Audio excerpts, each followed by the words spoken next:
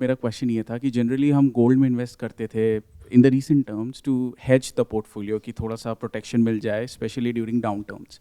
अब in the current situation, इतने war की सिचुएशन में क्या इसका इम्पैक्ट हमारे रिस्क डिस्ट्रीब्यूशन में पड़ेगा? एज इन लोग इक्विटीज़ में इन्वेस्ट करते हैं थिंकिंग कि इकोनॉमी पे आप ट्रस्ट कर सकते हो, आप लंबा कर सकते हो, और गोल्ड का एक सर्टेन परसेंटेज एडवाइस करते थे कि आप पोर्टफोलियो को रिस्क कंट्रोल करने के लिए आपके पास रहेगा। तो इन द करंट सिचुएशन क्या हमें वो री स्ट्रैटेजाइज करने की ज़रूरत है, specially from the India stand point, कि गोल्ड का परसेंटेज बढ़ा दे, इक्विटीज़ में थोड़ा कम कर दें? सो जब हम इंडियन इकोनॉमी की बात करते हैं, आप कहते हैं कि हम इंडिया में हमने स्टॉक मार्केट में पैसा लगाया है, चाहे म्यूचुअल फंड के थ्रू, चाहे एसआईपी के थ्रू, चाहे डायरेक्टली स्टॉक्स में इन्वेस्ट किया हुआ है।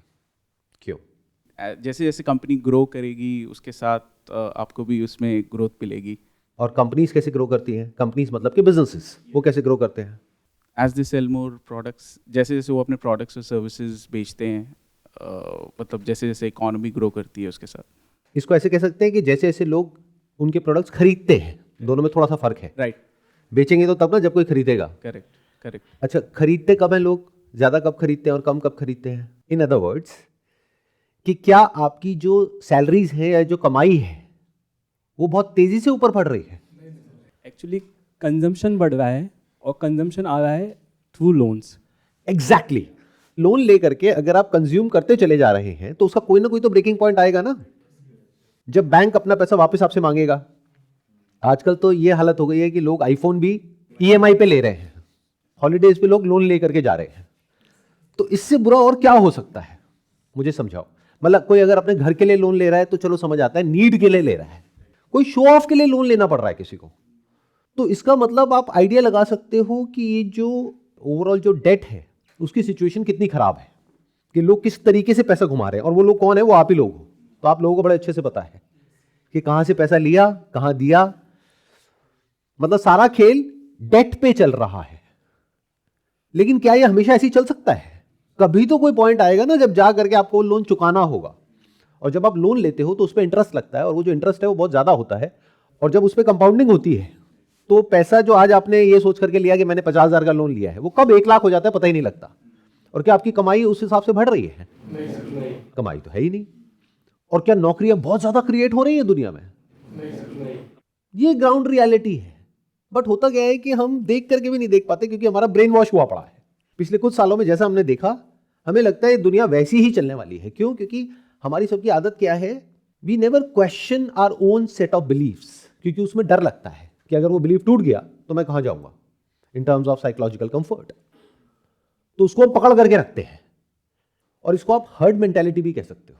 जैसे भेड़ बकरियां होती है ना, कि अगर सब एक डायरेक्शन में भाग रही है तो अगर वो गलत भी होगा, जैसे समुद्र में सारी मछलियां एक जाल की तरफ भाग रही हैं, तो अगर वो मरने वाली हैं तब भी मछलियां उनके साथ ही चलेंगी, अलग नहीं जाने वाली कोई भी मछली, क्योंकि अलग जाने में ऐसा लगता है पता नहीं क्या हो जाएगा।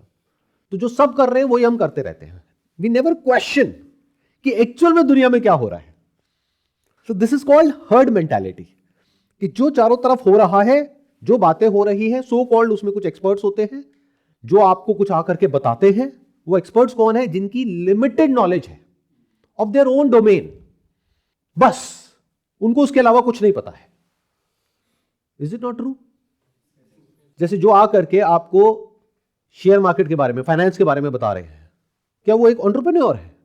एंटरप्रेन्योर एक अलग इंसान है जिसको अपने बिजनेस के बारे में पता है, और वो जो फाइनेंशियल एक्सपर्ट है सो कॉल्ड, उसको सिर्फ उतना ही पता है जितना उसने पढ़ा है या जितना उसने सुना है। तो सारी नॉलेज एक के बाद एक आगे पास होती चली जा रही है, बेस्ड अपॉन जो भी पिछले 10-20 साल, 30 साल, 50 साल में, 100 साल में उन्होंने होते हुए देखा है पूरी दुनिया में। वही किताबें, वही लोग, उन्हीं को लोग फॉलो कर रहे हैं, वही आइडल, उसी पैटर्न पे सब घूम रहे हैं। क्या हो अगर मैं कहूं कि अभी दुनिया में कुछ इतना बड़ा हो रहा है जो अभी आप लोग सपने में भी नहीं सोच सकते। You can't even think in the wildest of your dreams. जैसे आपने बोला कि जो पोर्टफोलियो है उसको हेज करने के लिए हम गोल्ड लेते हैं, और बहुत सारे लोग क्या बोलते हैं आजकल, सोना चांदी बहुत महंगा हो गया है, जब नीचे आएगा तब मैं खरीदूंगा। ये मेंटालिटी है लोगों की। ये बेवकूफों वाला माइंडसेट है। क्यों? क्योंकि आप सोने को तोल रहे हो पैसे में, जबकि करना क्या चाहिए इसका उल्टा। पैसा मतलब क्या? कागज का टुकड़ा, उसकी आपके लिए इंपॉर्टेंस बहुत ज्यादा है। और सोना या चांदी जो एक्चुअल में एक फिजिकल एसेट है, उसको आप तोल रहे हो कागज के टुकड़े में। जबकि करना क्या चाहिए, पहले 1 लाख रुपए में इतना सोना आता था, अब इतना सा सोना आता है। ऐसे सोचना चाहिए, ये नहीं कि इतना सोना कितने का है और ये कितने का होगा। स्पेशली उस समय में जब सब कुछ बहुत तेजी से बदल रहा है। बट क्योंकि आप भी उन आपके फाइनेंशियल एक्सपर्ट्स की तरह, या जो फाइनेंशियल इन्फ्लुएंसर्स है सो कॉल्ड, उनकी तरह आप भी अपने एक बबल में जी रहे हो, तो you have no idea of what is coming.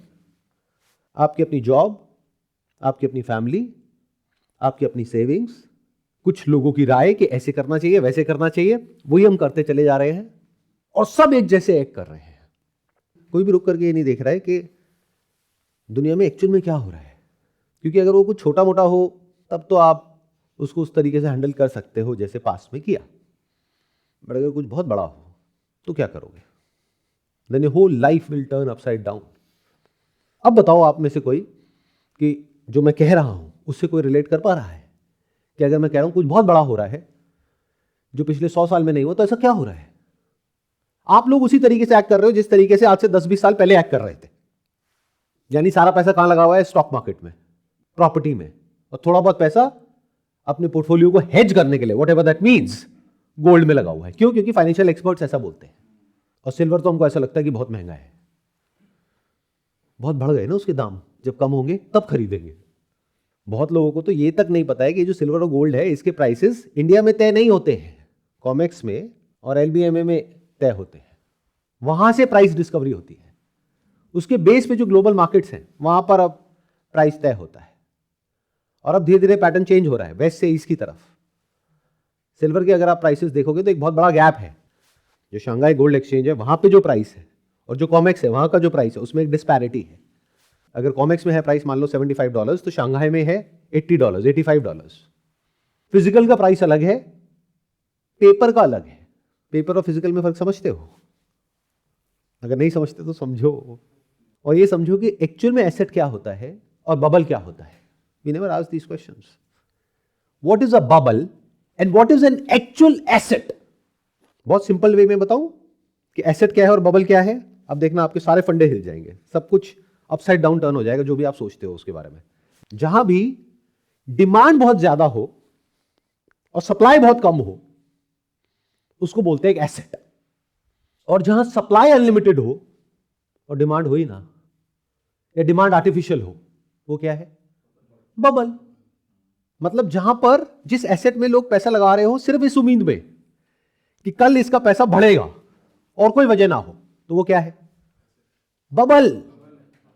और जहां कोई एक्चुअल में कोई ऐसी चीज हो, कोई ऐसा एसेट हो जिसकी डिमांड तो बहुत ज्यादा हो लेकिन सप्लाई बहुत ही लिमिटेड हो, that is an asset, that is not a bubble.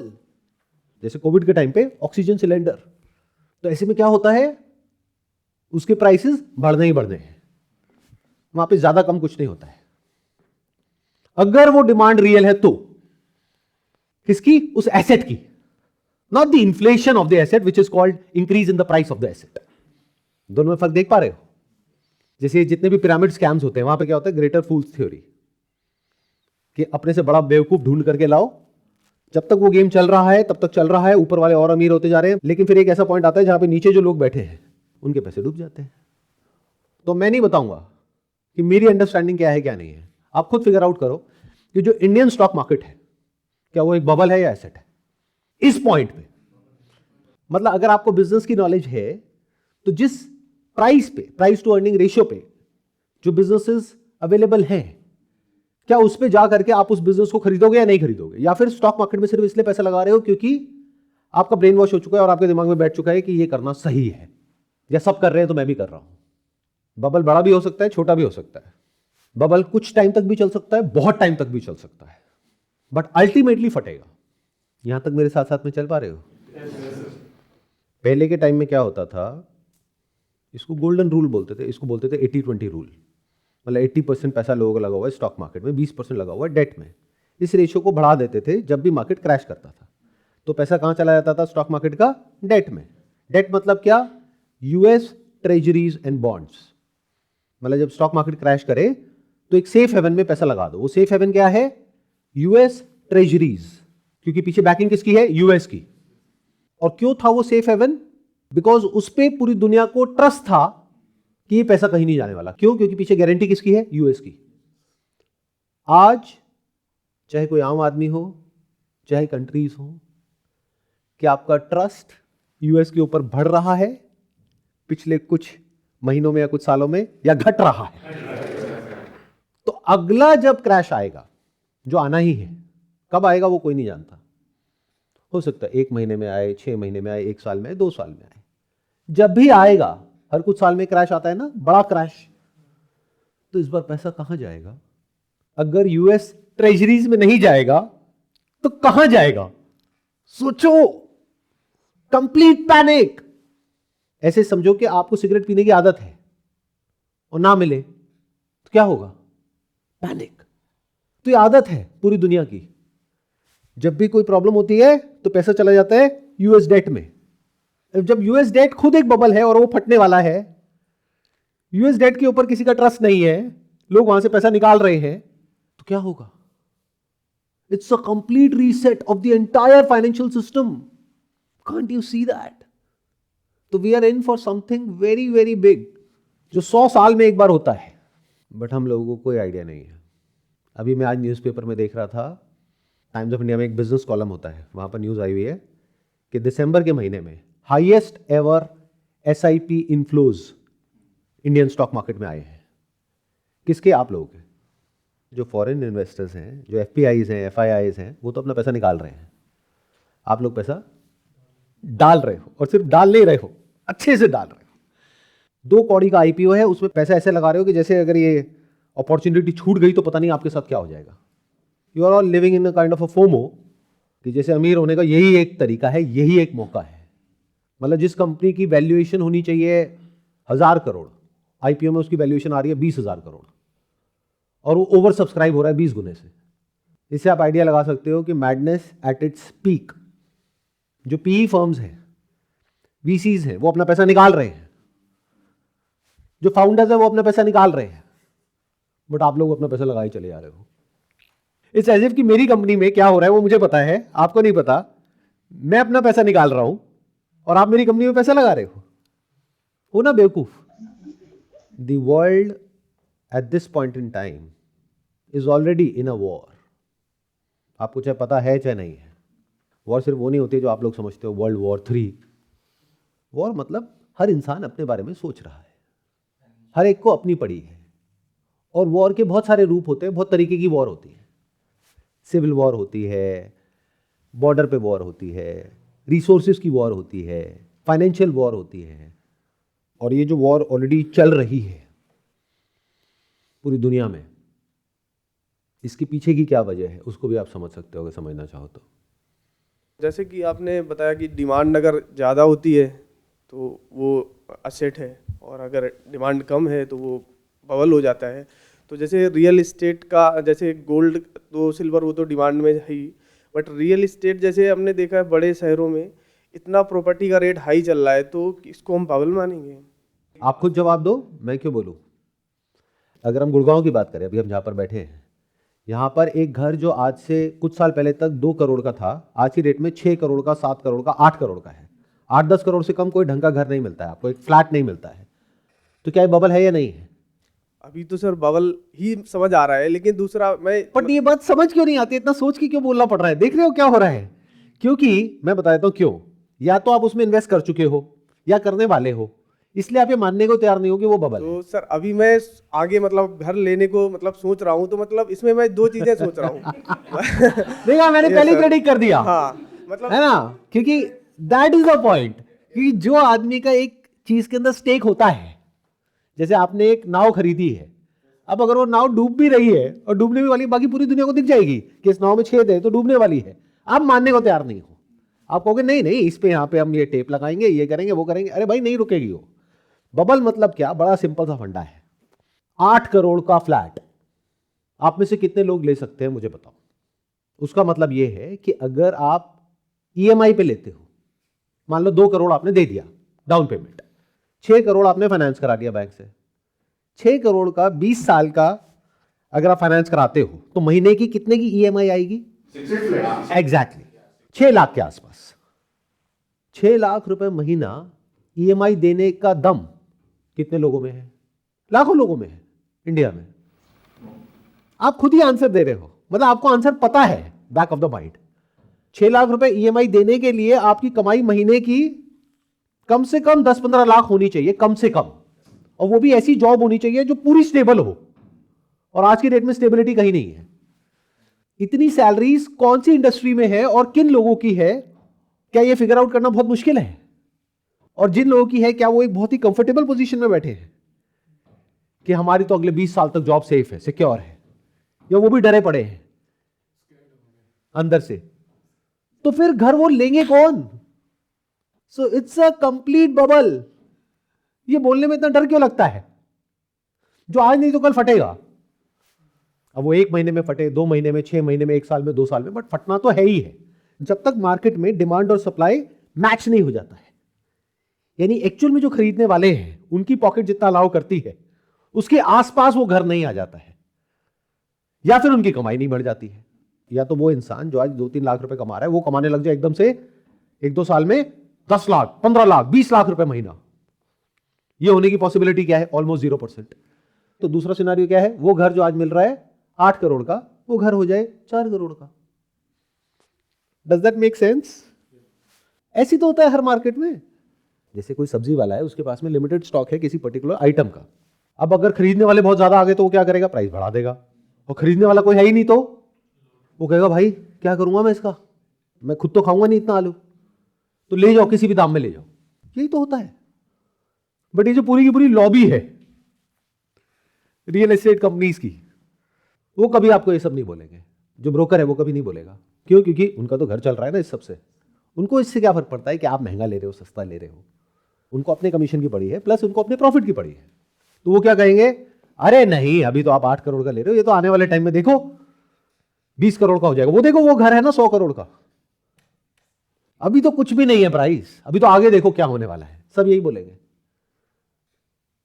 तो ये बबल है। Coming back to the topic जिसकी हम बात कर रहे थे, वॉर। वॉर क्या होती है, क्यों होती है, उसके पीछे रीजन क्या होता है, अभी दुनिया में किस तरह की वॉर चल रही है और किस लेवल पे चल रही है, वो अभी मासेस के लिए समझ पाना इज नेक्स्ट टू इम्पॉसिबल। क्योंकि आप लोगों का जो माइंड है वो ब्लैक एंड व्हाइट में सोचता है, सही और गलत में सोचता है कि लड़ाई होती है उसमें एक सही होता है, एक गलत होता है, जबकि ऐसा नहीं होता है।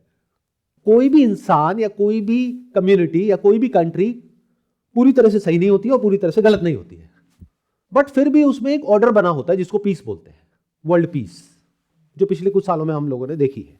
मतलब क्या? 2 फोर्सेस होती हैं जो एंटी होती है एक दूसरे के, लेकिन बीच में, अगर क्रिकेट का एग्जांपल दिया जाए, जैसे 2 टीम्स के बीच में मैच चल रहा है, बीच में कौन है? अंपायर। ऑन ग्राउंड 2 अंपायर्स हैं। अगर वो अंपायर एक गलत डिसीजन देता है तो एक थर्ड अंपायर है। अब ध्यान से सुनना, टीम तो एक दूसरे की मानती ही नहीं है, लड़ाई चलती ही रहती है। उसके लिए क्या होता है? जैसे फॉर एग्जांपल आपकी किसी से कोई लड़ाई हो गई, आपको लगता है आपका हक किसी ने मार लिया या आपके साथ में कुछ गलत कर दिया, तो आपके पास में क्या ऑप्शन है? पुलिस है, कोर्ट है। ऐसी वर्ल्ड के लेवल पे है जिसको हम अंपायर कह रहे हैं। तो ऐसा कभी भी नहीं था कि लड़ाई नहीं थी और नहीं होगी, हमेशा होती थी, होती है और होती रहेगी। बट एक मैच में पीस का मतलब क्या? कि दोनों टीम्स अंपायर की बात मान लेती है। अगर किसी को अंपायर से प्रॉब्लम होती है तो थर्ड अंपायर बैठा है। अभी क्या हो रहा है दुनिया में? दोनों टीम्स आपस में लड़ रही हैं जैसे पहले लड़ रही थी, लेकिन ग्राउंड पे 2 अंपायर्स हैं, वो भी आपस में लड़ रहे हैं और थर्ड अंपायर है ही नहीं। सब कहते हैं हम मानते ही नहीं किसी थर्ड अंपायर को। Complete chaos, complete panic. तो कोई भी कुछ भी कर रहा है। इमेजिन करो वो सिनेरियो कैसा होगा जहां पर कोई रूल्स नहीं है। रूल बुक को उठा करके सबने फेंक दिया है, कहते हैं हम नहीं मानते किसी भी रूल बुक को, हम नहीं मानते अंपायर को। तो एक ने बॉल फेंकी, पीछे जाकर के विकेट कीपर को दी, उसने पीछे से बॉल मारी, आउट। नो बॉल वो क्या होती है?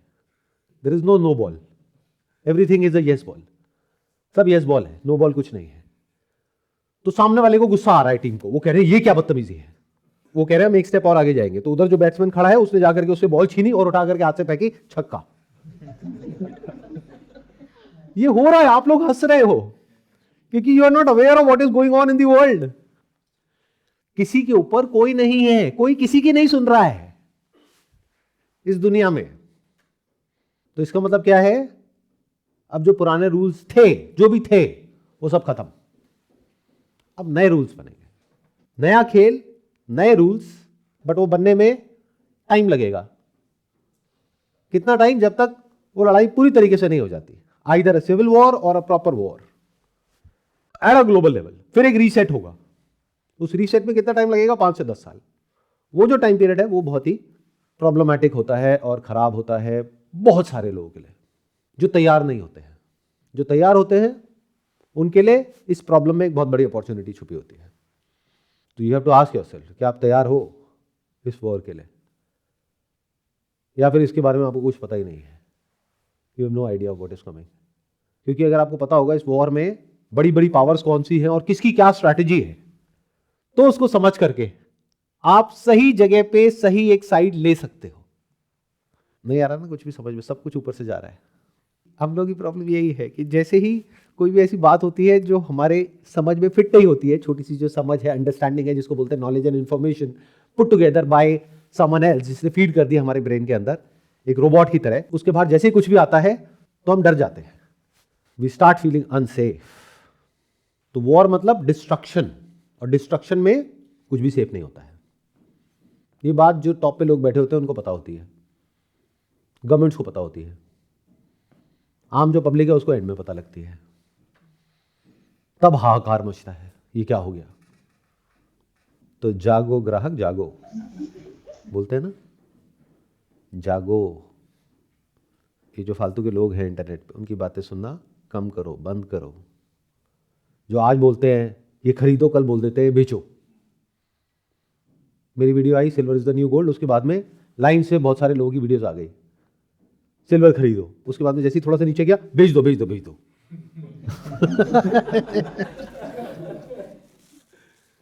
मैंने ना बोला खरीदो, ना बोला बेचो। मैंने तो क्लियर बोला भाई ये कोई इन्वेस्टमेंट एडवाइस तो है नहीं, मेरी 6 महीने की रिसर्च है जिसको मैं शॉर्ट में आप लोगों को बता रहा हूं। बाकी अपनी बुद्धि लगाओ, बट वो तो हम लगाते ही नहीं है। सुना और उस तरह की वीडियोस ढूंढना शुरू कर दिया, देखते हैं और लोग क्या बोल रहे हैं। कौन लोग? Do they have proper understanding of what they are doing, या उनका अपना कोई मोटिव है? अगर उनका अपना कोई मोटिव है तब तो वो वही करेंगे ना, या आपसे वही करवाएंगे या वही कहेंगे जिसमें उनका फायदा है। बट इतना सब हमें समझ नहीं आता है। हम तो सबको एक तरीके से देखते हैं। यूट्यूब पर इतनी सारी वीडियोस हैं, उसमें से एक वीडियो ये भी है, देख ली। कुछ बहुत बड़ा हो रहा है। और दिमाग लगाओ, मैंने सिल्वर ही क्यों कहा, कॉपर क्यों नहीं कहा? अभी आप इंटरनेट पे जाओ, आपको कॉपर से रिलेटेड बहुत सारी वीडियोस मिल जाएंगी। Copper is the new gold, copper खरीदो। मैं तो नहीं कह रहा copper is the new gold. क्यों? लगाओ दिमाग। Because copper is not a precious metal, copper is a metal, it is a commodity. और गोल्ड में और सिल्वर में क्या फर्क है? लगाओ दिमाग। Why silver, why not gold? जब इसको गहराई से समझने लग जाओगे तब आपको थोड़ा थोड़ा समझ आएगा मेरी थॉट प्रोसेस क्या है। कि इस पूरी वॉर में ये जो सारी बातें मैं कर रहा हूं ना, जो सुनने में आपको अलग अलग लग रही होंगी, ये सब सिंथेसाइज होगी। इसी को क्रिटिकल थिंकिंग बोलते हैं। आप लोग हर एक चीज को तोड़ तोड़ करके देखते हो, बट होलिस्टिकली कैसे देखते हैं, कैसे समझते हैं, डॉट्स को कैसे कनेक्ट करते हैं, दैट इज इंटेलिजेंस।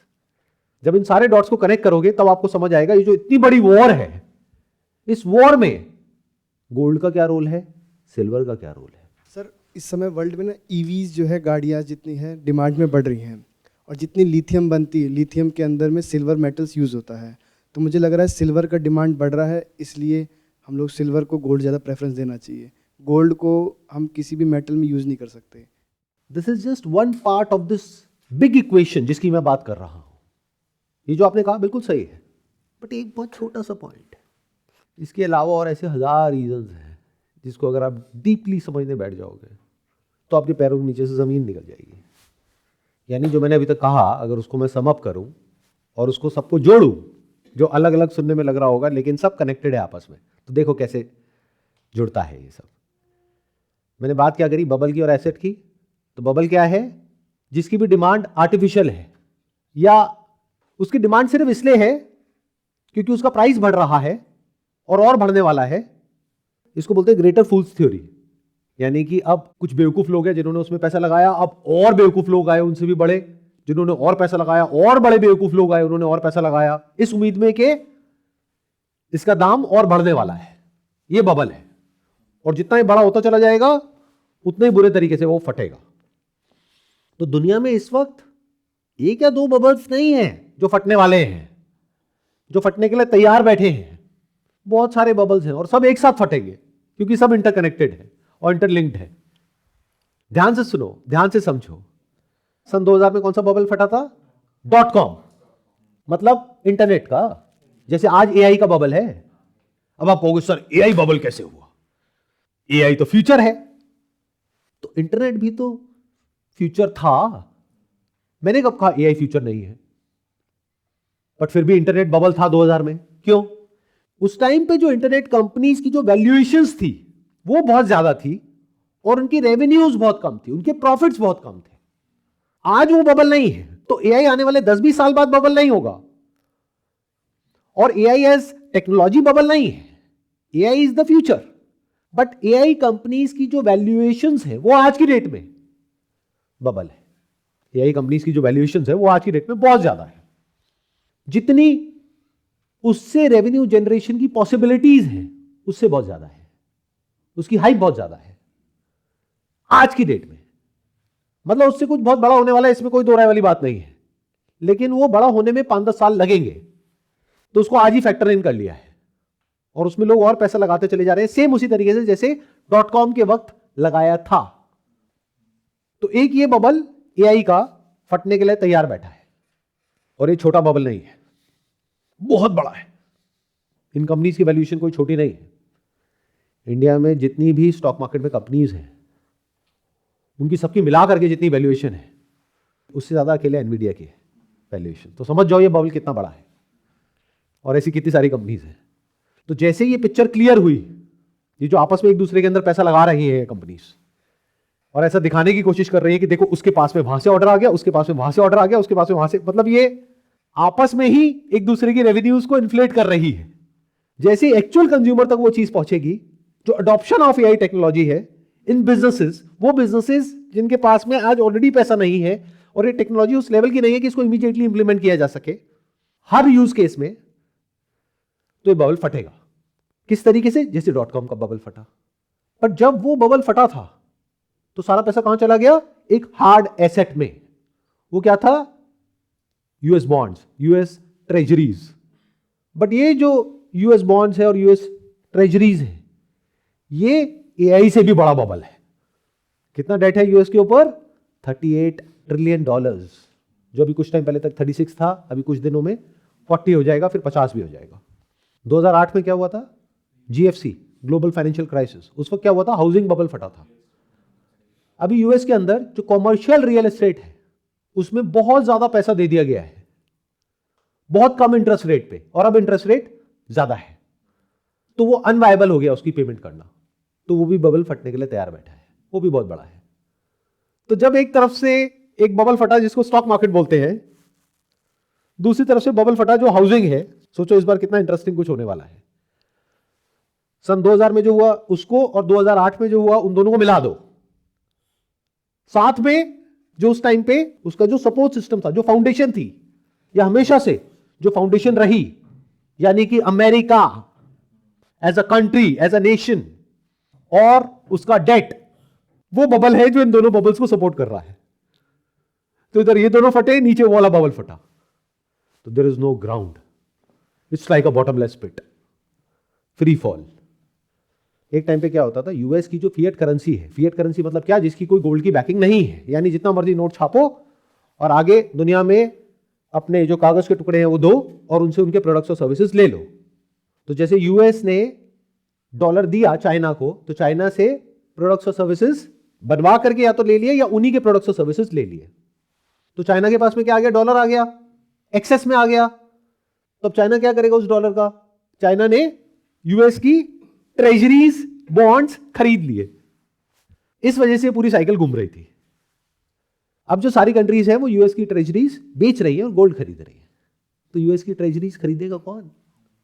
जब कोई कंट्री नहीं खरीदेगी, कंपनीज नहीं खरीदेंगे, इंस्टीट्यूशंस नहीं खरीदेंगे, आप लोग नहीं खरीदोगे, पब्लिक नहीं खरीदेगी, तो खरीदेगा कौन? खुद जो उनका फेड है उसको खरीदना पड़ेगा। इसको इन्फ्लेशन बोलते हैं। और जब ये बहुत ज्यादा हो जाए तो हाइपर इन्फ्लेशन बोलते हैं। मतलब यूएस डॉलर की वैल्यू टूट जाएगी बहुत तेजी से। और इस पूरी इक्वेशन में जहां पे एक तरफ यूएस है, एक तरफ चाइना है। यूएस कौन है?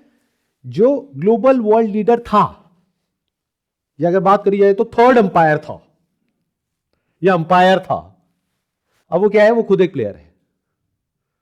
और जैसे क्रिकेट में होता है ना, दो टीम्स होती है, यहां पे कोई टीम नहीं है। हर प्लेयर अपने लिए खेल रहा है, अपने अलग ही उसका स्कोरबोर्ड चल रहा है। इमेजिन करो 11 प्लेयर ईस्ट में, 11 प्लेयर वेस्ट में, सब अपने अपने लिए खेल रहे हैं। मतलब वो अपने भी आपस में सगे नहीं है। इतना इंटरेस्टिंग कुछ हो रहा है, बट आप लोगों को कुछ पता ही नहीं है। सोचो क्रिकेट ग्राउंड पे कितना इंटरेस्टिंग मैच चल रहा होगा।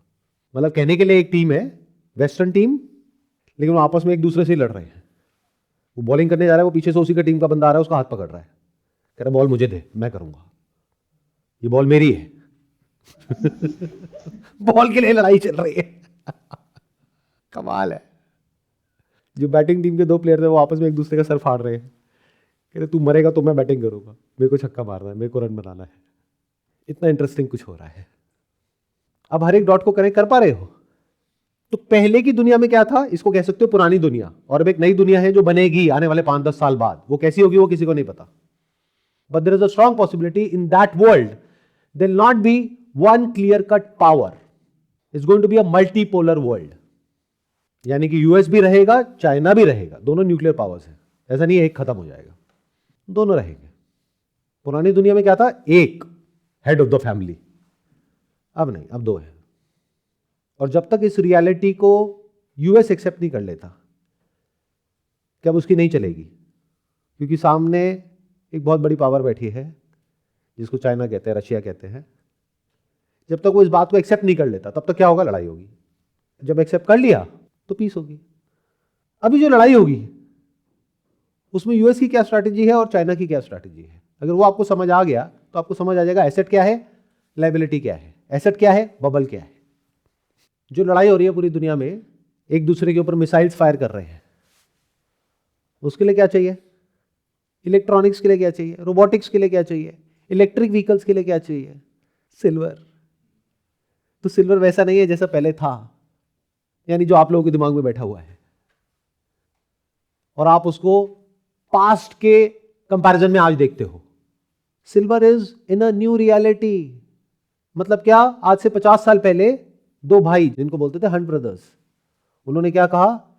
In terms of money, silver में बहुत ज्यादा पैसा नहीं लगेगा अगर हम सिल्वर को खरीदने लग जाएं तो उन्होंने क्या सोचा कि हम बहुत सारा सिल्वर खरीद लेंगे।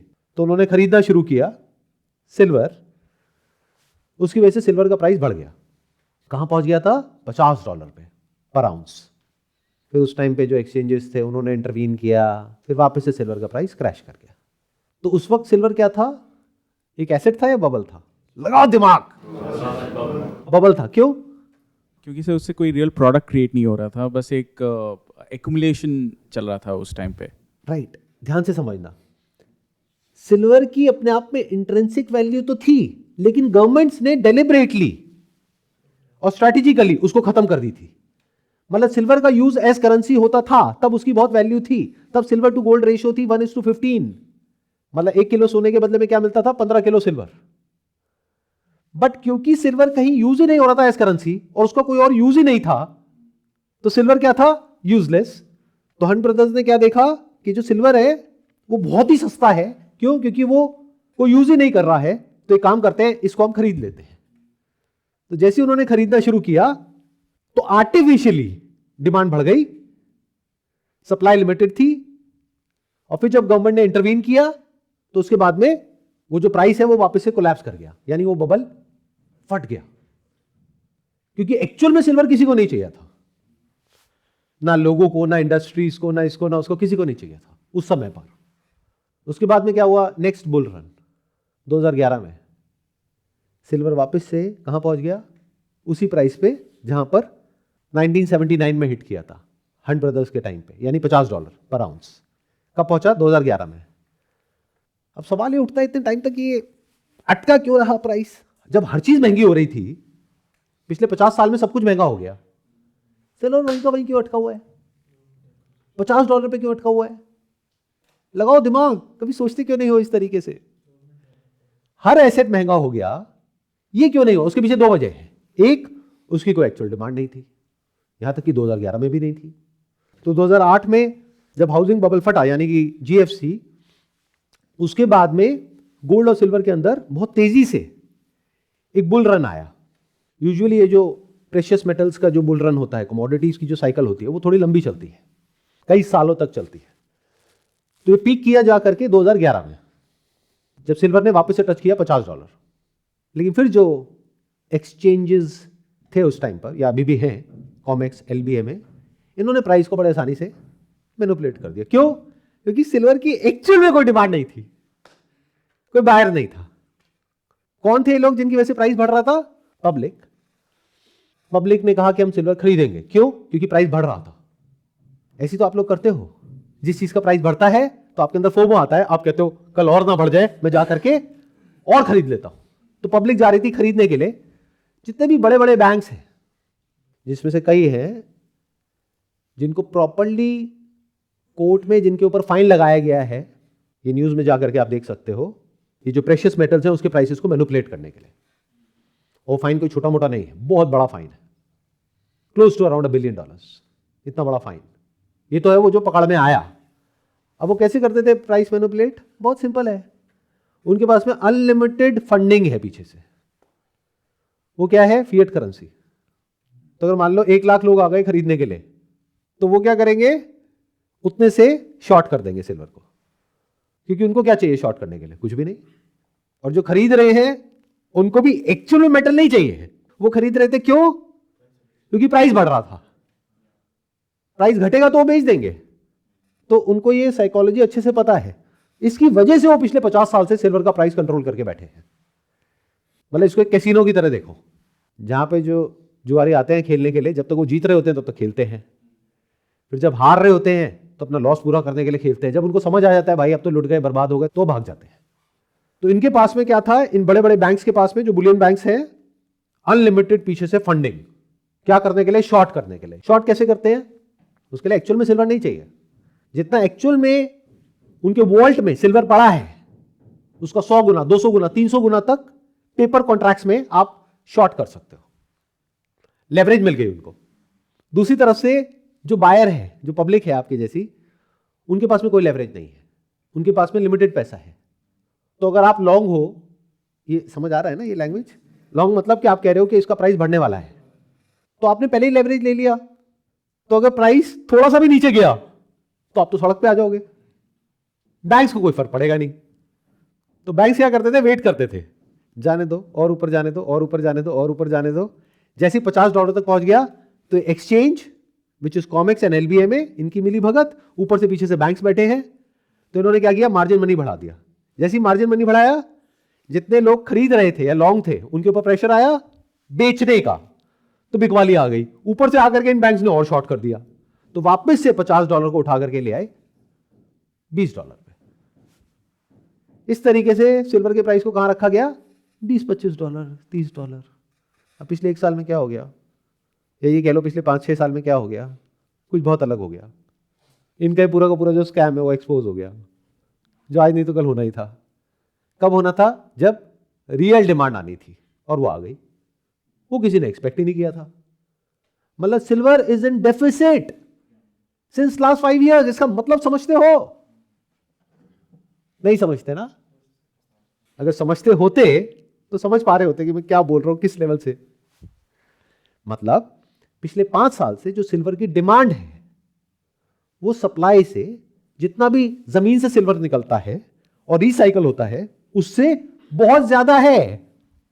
तो सप्लाई आ कहां से रही है? रिजर्व्स में से आ रही है।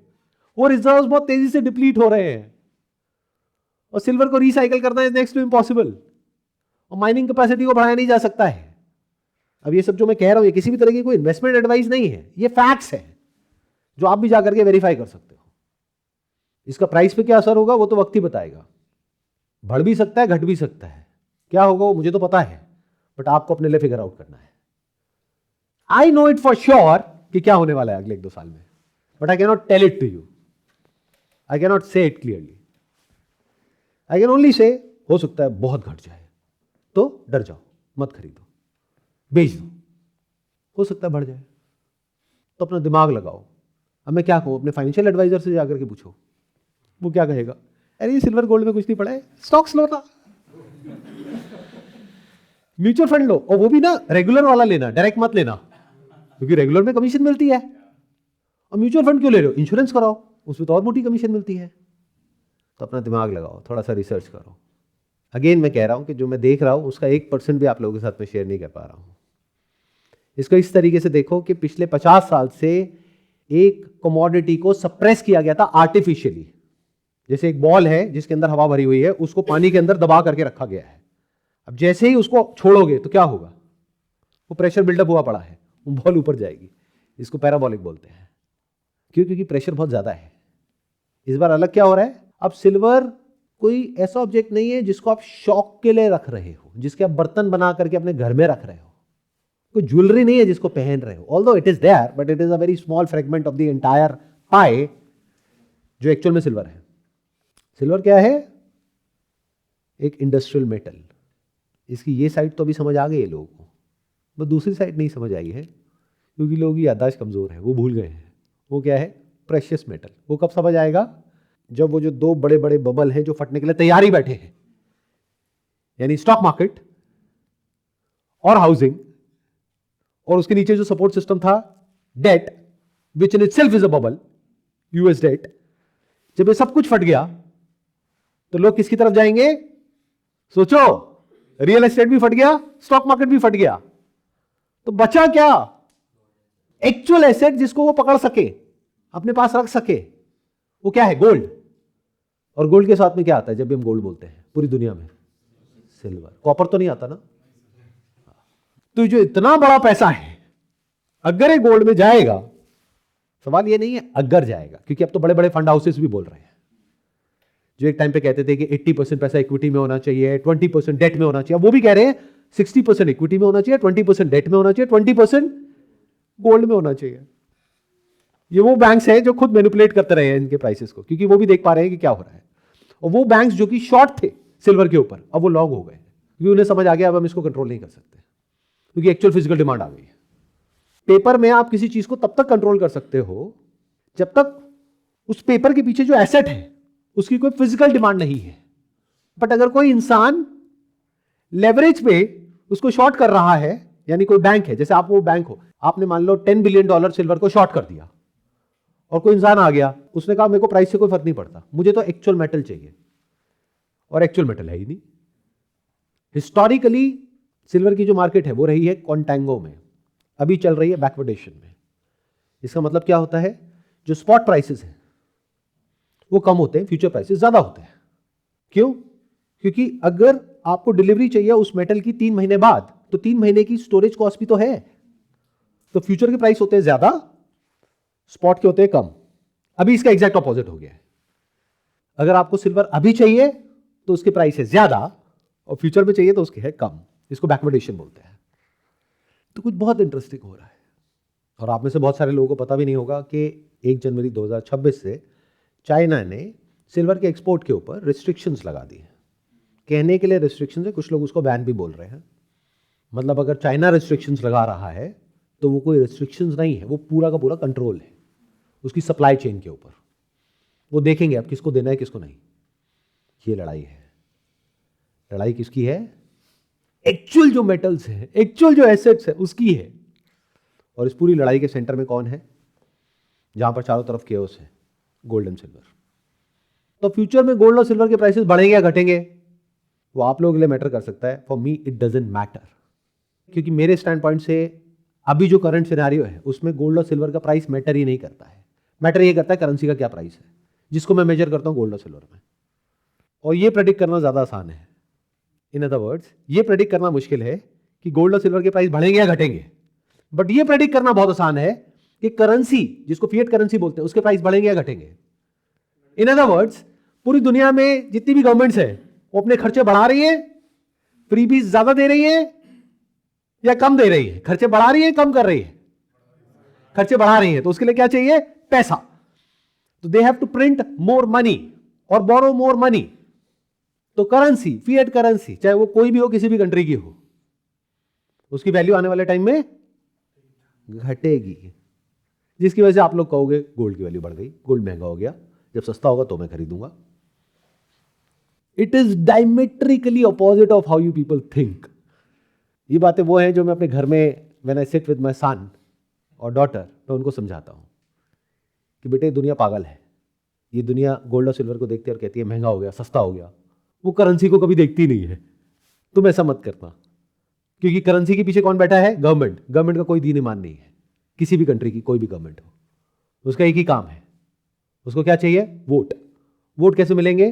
लोगों को खुश करो। खुश कैसे करते हैं? पैसा बांटो।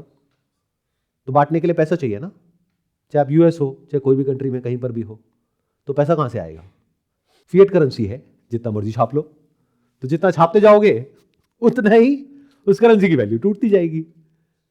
रियल एसेट में और एक बबल में फर्क समझ आ रहा है? Fiat currency is a bubble जो फटने वाला है आने वाले समय में। इसका मतलब समझते हो? नहीं ना। तो जा करके देखो और पढ़ो ऐसी कंट्रीज के बारे में जहां पे ये फिएट करेंसी नाम का बबल ऑलरेडी फट चुका है, जहां पर लोग जाते थे कोई सामान खरीदने के लिए, दाल चावल खरीदने के लिए, तो पैसे देते थे और वो इंसान उनको बदले में वो सामान देता था जिससे कि वो और उनका परिवार जिंदा रह सके। आज उन कंट्रीज में पहले थोड़े से पैसे में बहुत सारा सामान मिलता था, आज बहुत सारा पैसा लेकर के जाते हैं, पूरा भर करके, तब भी वो कहते हैं ये क्या लेकर के आए हो, इसके बदले में कुछ नहीं मिलेगा। सोना या चांदी है क्या? कोई असली चीज है तो बात करो। ये क्या कागज के टुकड़े लाए हो? ये है वो नई दुनिया जिसमें हम एंटर करने वाले हैं, जिसके बारे में आपको कोई नहीं बताएगा। क्यों? क्योंकि हर एक का अपना अपना कोई ना कोई इंटरेस्ट है। वैसे बताना तो मुझे भी नहीं चाहिए, बट मेरे को पूरा भरोसा है आप लोगों की बेवकूफ़ी के ऊपर। आप में से किसी को समझ ही नहीं आएगा मैंने बोला क्या है, तो इस वीडियो पे व्यूज ही नहीं होंगे, तो फर्क क्या पड़ता है, मैं सच ही बोल देता हूं ना। इसलिए हो सकता है कि मैं वीडियो अपलोड कर ही दूंगा। पास में से कई सेशंस हुए, मैंने डिलीट ही करवा दिए, मैंने कहा मैं नहीं कर रहा अपलोड, क्यों करना है। बट पीछे मैंने कुछ वीडियोस अपलोड करी, तो उन वीडियोस पे कमेंट्स देख करके मुझे समझ आ गया कि आप लोगों की समझ कहाँ तक है, तो मैं ये वीडियो अपलोड कर ही दूंगा, क्योंकि मुझे आप लोगों पे पूरा भरोसा है। जैसे फिएट करेंसी के ऊपर मुझे पूरा भरोसा है, फिएट करेंसी नीचे ही जाएगी, ऐसे ही आप लोगों पे मुझे पूरा विश्वास है। तो इस वीडियो को देखो, बंद करो और देखो एक्सपर्ट्स क्या कह रहे हैं, क्या खरीदना है, क्या बेचना है, और वही करो, क्योंकि वो तो एक्सपर्ट्स हैं। और आराम से सो जाओ।